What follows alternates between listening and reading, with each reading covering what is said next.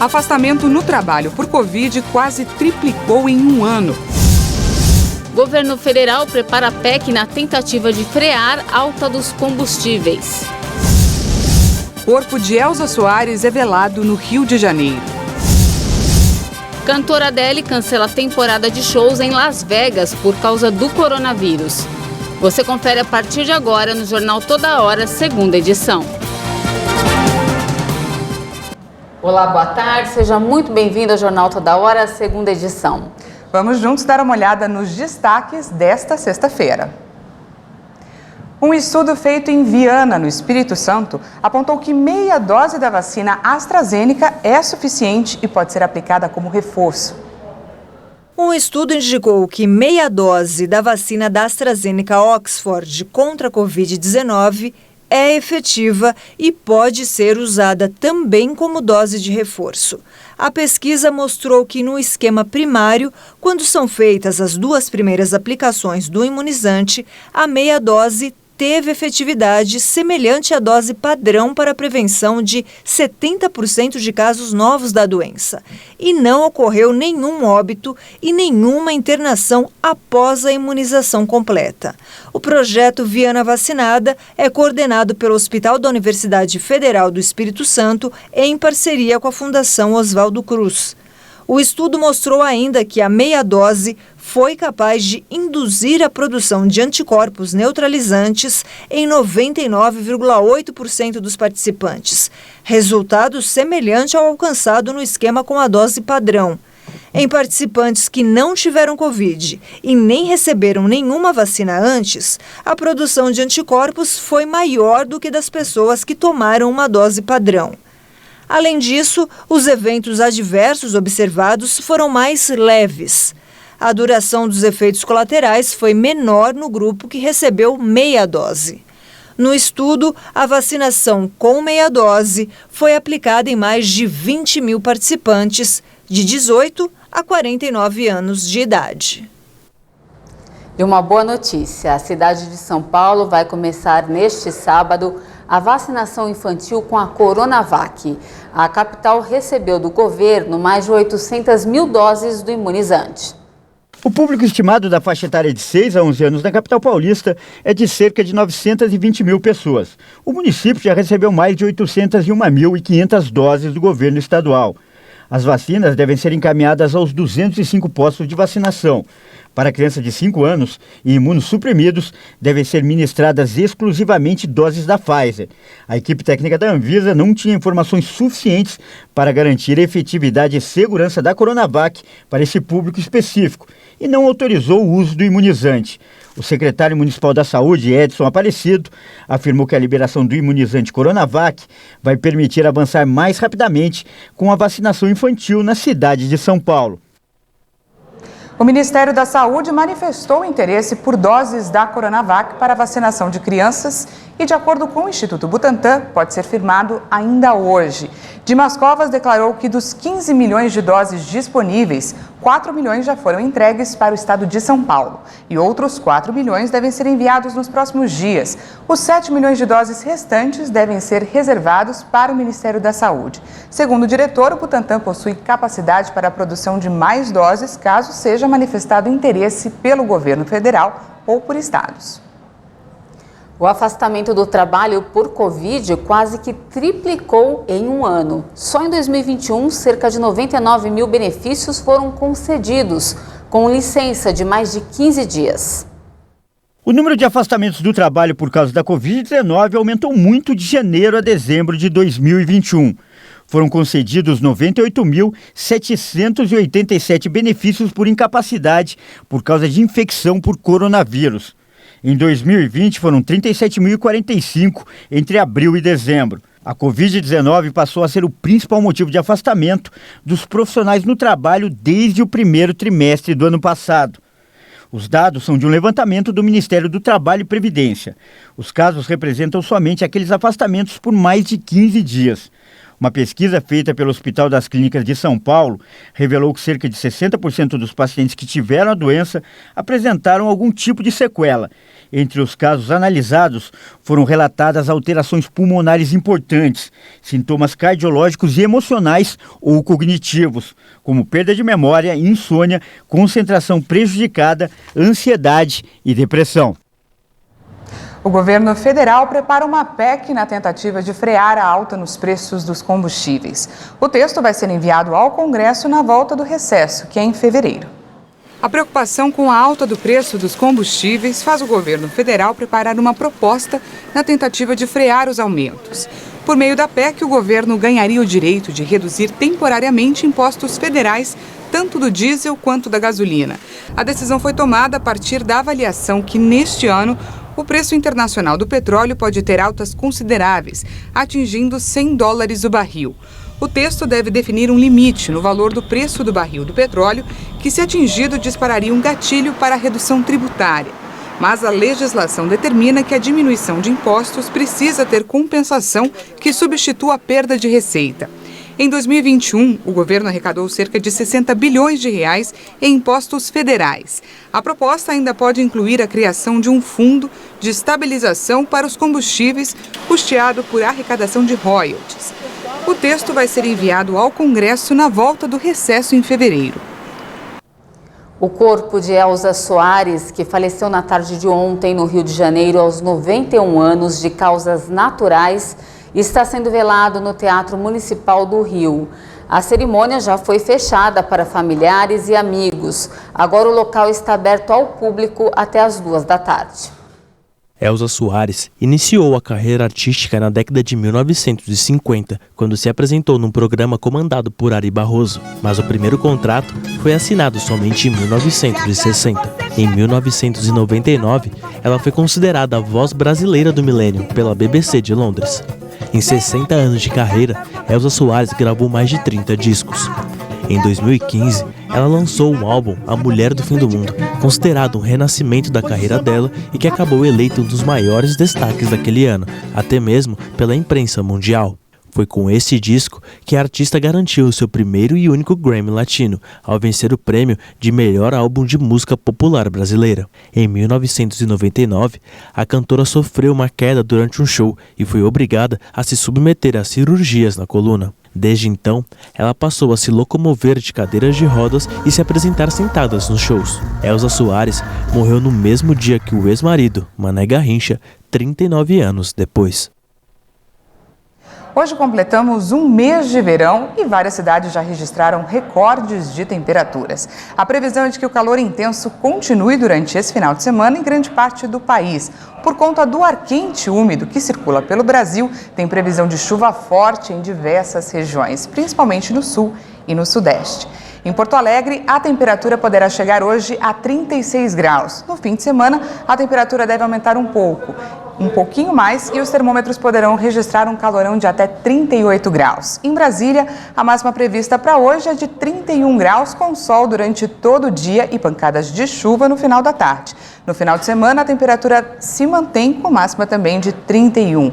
E em São Paulo, o calor também deve predominar. A máxima prevista para hoje na capital paulista é de 31 graus. No final de semana, a temperatura vai aumentar com máxima de 32 no sábado e 33 no domingo. E já que estamos falando do tempo, um relatório divulgado nesta semana pela ONU revelou que 2021 foi um dos anos mais quentes da história. O INMET afirmou que essa mudança no clima começou na década de 80 e só tem aumentado. Prova disso é essa onda de calor que atingiu a América do Sul, elevando as temperaturas no Brasil e nos países vizinhos. Em alguns locais, os termômetros chegaram a 50 graus. Essa foto viralizou na internet nos últimos dias. Na imagem, é possível ver 4 cães deitados no chão de uma farmácia na Argentina. E o motivo deles estarem ali foi aproveitar que o chão estava resfriado pelo ar-condicionado. O estabelecimento fica em La Banda, que tem registrado temperaturas bastante elevadas nos últimos dias. E o dono se sensibilizou com o sofrimento dos cachorros. Também na Argentina, a cidade de Santa Isabel foi invadida por milhares de besouros. O motivo também foi a temperatura elevada. Por causa do forte calor, os insetos procuraram a cidade, que fica numa região desértica, em busca de iluminação. Os casos mostram como a onda de calor tem afetado a vida na América do Sul. inclusive no Brasil. Seguidos recordes de temperatura foram registrados nos últimos dias. A cidade de San Antônio Oeste, na Patagônia, registrou quase 43 graus, a maior temperatura desde 1980. Buenos Aires chegou a 40 graus. A última vez que a capital argentina registrou esse patamar foi em 1995. As cidades de Salto e Paysandú, no Uruguai, marcaram 42 graus e meio, recorde nacional desde 1961. O sul do Brasil também registrou temperaturas acima da média. Porto Alegre, por exemplo, chegou a 40 graus de temperatura pela terceira vez na história. A última vez havia sido em 1943. Jaraguá do Sul, em Santa Catarina, passou dos 43 graus, a maior marca desde 1963. De acordo com especialistas, a causa dessa onda de calor é uma massa de ar quente e seca que se instalou entre o Brasil e a Argentina. O fenômeno ainda é favorecido pela área de alta pressão atmosférica que está atuando sobre o Rio Grande do Sul e inibe a formação de nuvens. Esse ano, em particular, no ano passado, na verdade, na primavera, a gente teve temperaturas baixas, em parte lá da região sul e também aqui no sudeste. Então, o que está acontecendo agora está havendo uma espécie de compensação. Essa onda de calor ainda em função da estiagem forte, prolongada. Em anos de estiagem costuma ter temperaturas mais elevadas. E o calor se tornou uma preocupação mundial. A ONU acaba de divulgar um relatório que revela que 2021 foi um dos 7 anos mais quentes da história. A temperatura média global ficou 1 grau acima do período pré-industrial. E o meteorologista do IMET explica que esse aquecimento do clima começou na década de 80 e o fenômeno vem se intensificando agora. Ele ainda faz um alerta. É bom se acostumar. Daqui para frente, os períodos de calor devem ser cada vez mais prolongados e intensos. Isso está sendo uma marca. Não é possível dizer que essa onda de calor é diretamente associada ao efeito estufa, mas o que se espera daqui por diante é que cada vez mais os picos de calor sejam mais prolongados e mais intensos. E as altas temperaturas também esquentaram aquela velha discussão. O que é melhor, calor ou frio? Você prefere o calor ou o frio? Cara, na minha região é calor. Mesmo hoje que está um calor acima da média? Mesmo hoje, nós não temos frio na nossa região. Por que você prefere o calor? Sei lá, já é adaptação nossa lá. Eu não sou de São Paulo, não tenho... Você é de onde? Sou do Pará.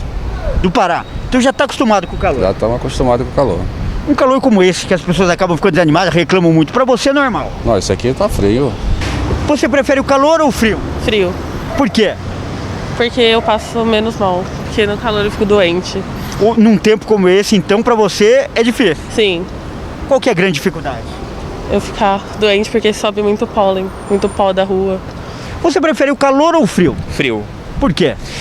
É muito mais confortável você ficar para trabalhar, para fazer as coisas. O calor você fica muito indisposto, né? Eu não suporto calor, fica suado, aí você não se veste nem bem, né? Que a gente fala bastante. Então, para mim, o frio você tem muito mais disposição para fazer tudo. Tá sofrendo? Tô sofrendo, tanto que eu tô andando só onde tem sombra.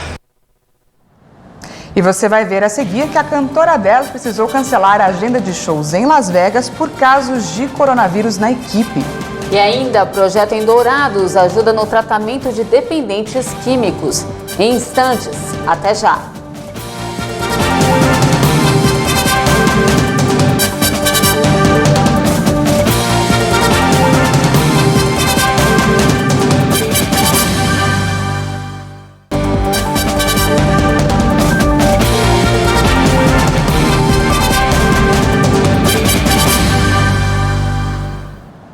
Estamos de volta ao vivo, agora são 13 horas e 18 minutos no horário de Brasília. Ataques aéreos provocam caos no Iêmen. Várias pessoas morreram e outras ficaram feridas em uma prisão na cidade de Saada. As informações foram confirmadas pela Cruz Vermelha e os insurgentes nesta sexta-feira, mas o número de vítimas ainda não foi determinado. A coalizão liderada pela Arábia Saudita, que combate os rebeldes, não reivindicou a autoria do ataque. Na noite de quinta-feira, a coalizão atacou a cidade de Rodeida, controlada pelos insurgentes, causando um problema de telecomunicações que deixou o país sem internet. A organização de vigilância da internet NetBlocks registrou uma interrupção da conexão em todo o país após o atentado. A coalizão pró-governo que luta contra os rebeldes Houthis apoiados pelo Irã declarou que o ataque tinha como alvo um núcleo de pirataria e crime organizado nesta cidade portuária. Os Houthis anunciaram que o ataque deixou mortos, mas ainda não foi possível confirmar esta informação. Na segunda-feira passada, os rebeldes assumiram a responsabilidade por um ataque contra instalações petroleiras no aeroporto de Abu Dhabi, capital dos Emirados Árabes Unidos, que deixou 3 mortos e 6 feridos. Os Emirados são membros da coalizão liderada pela Arábia Saudita. E ainda nos destaques internacionais, pelo menos 17 pessoas morreram e 59 ficaram feridas em um acidente entre um caminhão carregado de explosivos e 2 veículos em Gana, que fica na África Ocidental. A detonação foi tão forte que formou uma cratera e danificou cerca de 500 casas. A explosão ocorreu em Apiate, a cerca de 300 quilômetros de Acra, capital do país. Uma cratera se formou, escombros foram espalhados por centenas de metros e cerca de 500 casas foram afetadas. As primeiras informações revelam um acidente entre um veículo que transportava material explosivo para uma empresa de mineração, uma moto e um terceiro veículo. O choque aconteceu perto de um transformador elétrico e originou a explosão. Em uma mensagem no Twitter, o presidente de Gana, Nana Akufo-Addo, lamentou o que chamou de um evento verdadeiramente triste, vergonhoso e trágico e enviou condolências às famílias das vítimas. Acidentes fatais ligados ao setor de mineração são frequentes em Gana, mas geralmente estão ligados ao colapso de minas artesanais, muitas vezes ilegais. O país é o segundo maior produtor de ouro do continente, depois da África do Sul. A indústria de mineração local envolve grandes empresas globais, mas também atividades artesanais, muitas delas ilegais. As Ilhas Tonga, que ficam no Pacífico Sul, enfrentam uma imensa escassez de água potável, quase uma semana após a erupção do vulcão no arquipélago. O efeito do fenômeno natural foi comparado à explosão de uma bomba atômica por uma autoridade do Serviço de Resgate. O secretário-geral da Cruz Vermelha de Tonga, Sione Taumofulau, afirmou que o efeito em Tongatapu, a principal ilha, foi como uma bomba atômica. A erupção do vulcão Runga Tonga Runga Rapai isolou esta pequena nação do Pacífico do restante do planeta. Depois que o cabo de comunicação que ligava o arquipélago à rede de internet se rompeu, Jonathan Witt, encarregado de coordenar as operações das Nações Unidas de Fiji, estimou que o principal problema é a água potável. As reservas de água de dezenas de milhares de pessoas podem estar contaminadas pelas cinzas do vulcão ou pela água salgada do tsunami. A situação continua difícil devido à falta de ajuda humanitária e a operação titânica de limpeza das cinzas que os habitantes agora devem enfrentar. Aviões militares australianos e neozelandeses transportando ajuda de emergência conseguiram chegar ao arquipélago. Mas a distância, as dificuldades de comunicação e as medidas para evitar que a Covid-19 afete o reino complicam as operações. A erupção vulcânica foi sentida até o Alasca, a mais de 9.000 quilômetros de distância. Um cogumelo de fumaça de 30 quilômetros de altura dispersou cinzas, gás e chuva ácida nas 170 ilhas de Tonga. 3 pessoas morreram e a extensão dos danos materiais ainda não pode ser calculada. A cantora Adele precisou cancelar a sua temporada de shows em Las Vegas, um dia antes da estreia, depois que boa parte da equipe foi infectada pelo coronavírus.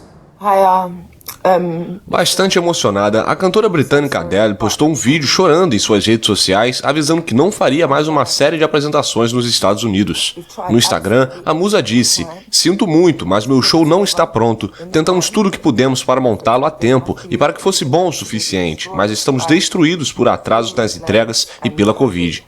Half my crew, half my team are down with COVID, they still are. And it's been impossible to finish the show. A cantora tinha agendado uma série de shows no Caesars Palace de Las Vegas entre 21 de janeiro e 16 de abril. Os ingressos se esgotaram em poucas horas em dezembro. Os preços, que começaram em cerca de $1.000, chegaram a mais de $30 mil em sites de revenda. Na postagem na rede social na quinta-feira, a cantora explicou: "Lamento cancelar em cima da hora. Estamos acordados há mais de 30 horas tentando encontrar uma maneira e o nosso tempo acabou." Uma oportunidade de recomeço. Esse é o objetivo de um projeto em Dourados, no Mato Grosso do Sul, que ajuda no tratamento de dependentes químicos. Para contribuir com os custos e oferecer trabalho aos internos, trufas de chocolate são produzidas e vendidas de porta em porta no centro da cidade. Acompanhe na reportagem. Todo dia de manhã é assim. Ciriaco pega a caixa térmica cheia de bombons e sai para vendê-los. Ele faz parte do projeto CERDA, que ajuda pessoas na reabilitação química.